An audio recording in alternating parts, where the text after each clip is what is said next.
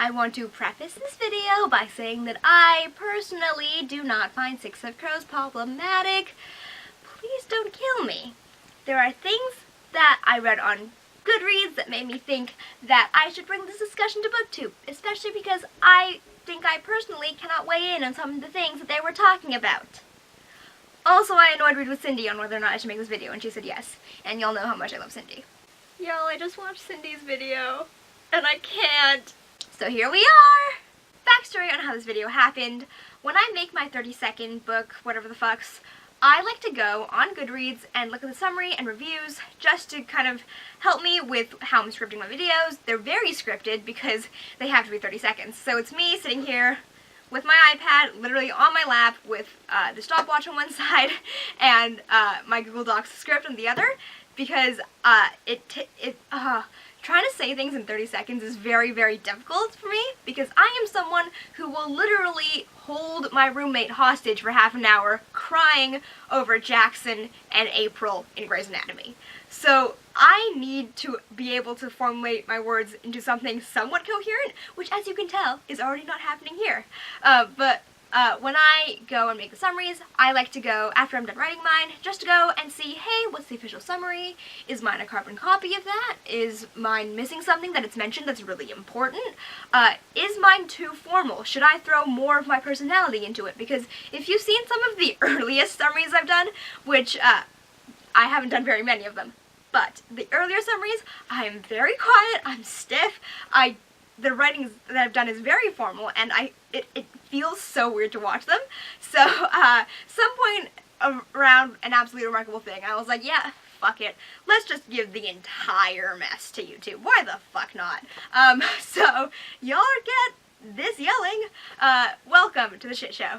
And, when I do my reviews, I like to go look at it to see, is there something I've written that's this long, but someone has said it in this long? And can I write it in my own words to be that long as well? That is usually what I'm on the reviews for. I also like to do the reviews to be like, hey, if I say I really like this book, is that going to make me a shitty person?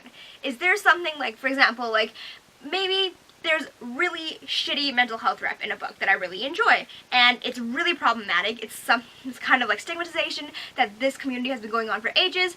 Is it going to make me a shitty person if I come out and say I like this book because I didn't realize that something like that was going on? So I like to go on Goodreads reviews to also be like, hey, am I a shitty person? Which I am. There's many reasons why I'm a shitty person, but I like to make sure that this YouTube channel is not one of them. So that is another reason I go on the Goodreads reviews before I make a video. Now, I wasn't too worried about that when I was doing my Crooked Kingdom reviews and stuff. When I was working on my Crooked Kingdom videos, I was mainly struggling with how can I do a summary and a review for a sequel. I hadn't done that on my channel yet, and I was very confused on how to do it, so I was mainly going there to see, how do people review sequels? How do people describe sequels? How can I do that well? Because I was struggling. And when I was going through the reviews, I saw some people talking about how parts of the book were problematic. I read through those reviews. I didn't think they had a lot of validity. I could see a lot of why people were like, oh, I think this is this, and I was like, I can see that. And a lot of things I was like, that's a stretch, but I feel like I can't weigh in on some of the things, so I thought I'd bring it to BookTube to discuss. The first thing that I want to talk about is something that I can see how people see it this way, and it's also something that I think I can kind of talk about, which is WAYYY and Yellowface. Some of the things people were saying is that when WAYYY is disguised as Kuwait, that could be Yellowface. This is something that I could see, you know, because, honestly, this was so insignificant to me that when this was mentioned, I didn't know what they were talking about, and I had to read this entire blog post about it to be like, oh, I know what they're talking about now. So this is about when WAYYY is disguised as Kuwait, and I'm 100% Chinese, and it didn't register with me, and even now thinking about it, I didn't really think it was, I don't know. I took this to be like polyjuice potion. You become someone else. I can see how it seemed I can see how it is, because it is actually someone tailoring your features to look Shu, which I'm assuming just means East Asian, really, but I can see that. To me, it was very insignificant. I didn't feel like it was, but I don't know. Thoughts? So I'm going off one specific review that I read on Goodreads. I'm not going to like link anything down below or like yell about it specifically, but if you want to go look at some of the reviews like this, just go on Goodreads, go to the 1-star reviews, check them out. So one of the big things on this is talking about the characters of color, and I felt like I'd weigh in on WAYYY and Kuwei's thing. I don't think I can weigh in on Inej and Jesper's thing. There's a lot of this review that I'm looking at that is just critiques of the writing of the characters, which I'm not going to get into. It's things like, hey, Kaz is a loser. Cool. Hey, Kaz does not seem 17. Yeah, we all know that. We're very aware. Stuff like that. There's a lot of things in here that I personally don't agree with as well, but I just want to talk about the problematic parts of this review. Well, the problematic parts that they pointed out in this review. So the first thing is that Kaz and Inej, Inej has Stockholm Syndrome in this relationship, and that Kaz is abusive towards her. And they talk about how they paid specific attention to Inej and Jesper because they are the two characters of color in the main group. So a lot of this I don't agree with. Some of the things I just think are misunderstood. So things like how Kaz owns Inej. He does not. He got Pascal to pay out Inej's indenture, and she now owes a debt to Pascal, and even though it was Kaz's doing, Kaz doesn't own her. So there's stuff like that in here that I want to point out because I don't agree with. But on the problematic stuff, one of the things is talking about how Kaz seems great because he's white and hot, which a lot of this critique is actually similar to my thoughts on Chase Wayland. So do with that what you will. But a lot of the things was how like ripping someone's eyeball out was supposed to be romantic, and he was so cute doing that. Again, something that I didn't think was supposed to be romantic, which maybe people have been reading that as romantic. But they talk about how stuff like that set the bar really low for Kaz, of how that was supposed to be a gesture to show he loved Inej, even though like cruel men think they love women all the time. So that's something that they're talking about, especially because a lot of the things he says explicitly towards Inej don't show that he has feelings towards her, and how that can be like verbally, emotionally, physically abusive. And the other thing that they talk about that I think is really important to talk about also is how Inej is praised for being strong. Written here, black girls are never allowed to just be girls and applauded for that. They must always be the hard hitters, achievers, responsible ones. For once, can they not have to save everyone and just fall back and be girls that are saved? Which, this is something that I think is a problem, where, yeah, it's a whole thing where it's like, black girls have to be super strong. Having to be saved is something that I'm like. The other thing they talk about is how, she didn't come off as soft-spoken and focused to me. She seemed demure and abused, much like someone who was enslaved, and just so thankful that the White Knight saved her. I didn't find Inej soft-spoken at all, first of all, but the other thing is that thankful that the White Knight saved her, again, something I can see, that like, hey, Kaz got her out of something, but also her focus in the books, to me, was just that she was going to leave, right?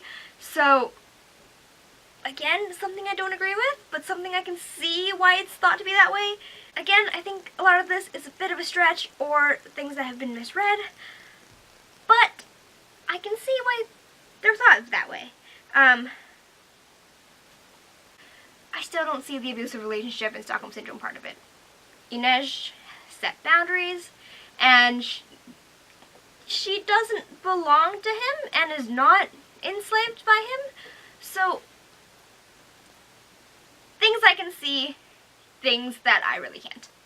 With Nina's character, they talk a lot about how, is another thing with Stockholm Syndrome. So there's already the, oh, both girls in prostitution, which I don't think Nina was in prostitution. I don't know if I'm reading that wrong, but Nina was doing heart-rendery things. And there's also the thing about how she and Matthias, and they talk about how Matthias is abusive towards her and has tried to kill her on several occasions. Things I don't see because character development and growth. More on the Matthias thing, how, like, they needed each other to survive, and it's another Stockholm Syndrome thing.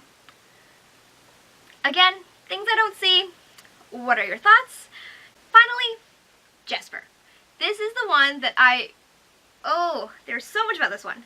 Okay, how he is kind of just like the stock black person that is needed to be comedic relief, to blame stuff on, stuff like that.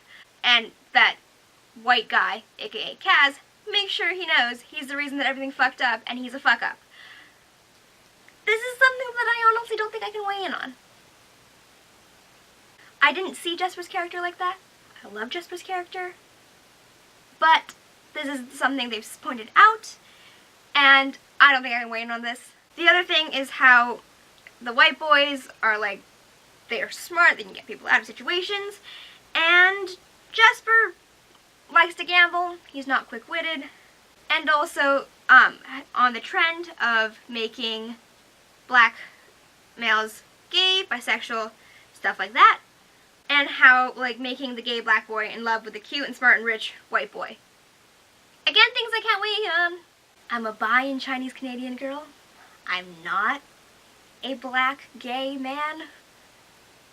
And I didn't read it that way, but I can see kind of the thoughts on it. And I don't know how to feel about that. And I don't know if that was things other people thought was a big deal. So that was a bunch of things I found on Goodreads on why Six of Crows and Crooked Kingdom are problematic. I don't know how much I can weigh in on all of these. And again, they're not things I personally read and like things I saw when I first went through the books. But do these hold a lot of weight to people? Are these things that we should be pointing out in all the books we read? Is this something that's actually really major and we all suck? Please talk to me about it because I do not know. Again, I'm not going to link the review down below just because I don't want to call out one specific person and one specific review. But that was one I was going off of. You won't miss it. It's on Goodreads, 1-star review. It's very long. It goes very in depth, and I think it's something that if you want to know more about it, look into it. But again, I don't want to call out one specific person, and I didn't think a lot of these held a lot of weight, but I don't know if they actually do. So talk about it. This won't be a shit show at all. I hope this video provides some good discussion. I hope you are thinking more critically about Six of Crows right now, and I will see you sometime. Goodbye. Side note, this is not the video I was going to make today, but I love Canada, but it's fucking snowing, which means natural lighting is shit, and I spent a good hour yesterday filming a video twice because the lighting was so bad that my camera could not figure out what to focus on. And anyway, I filmed the video twice. It took me an hour and it still wasn't gonna work, and I can't handle that video right now, so this is the one that's happening. Also, it's either this lighting or the yellow lighting from my desk, which no one wants, so we're gonna hope it works, and if it doesn't also, I filmed that freak out over Cindy as if she doesn't watch my videos.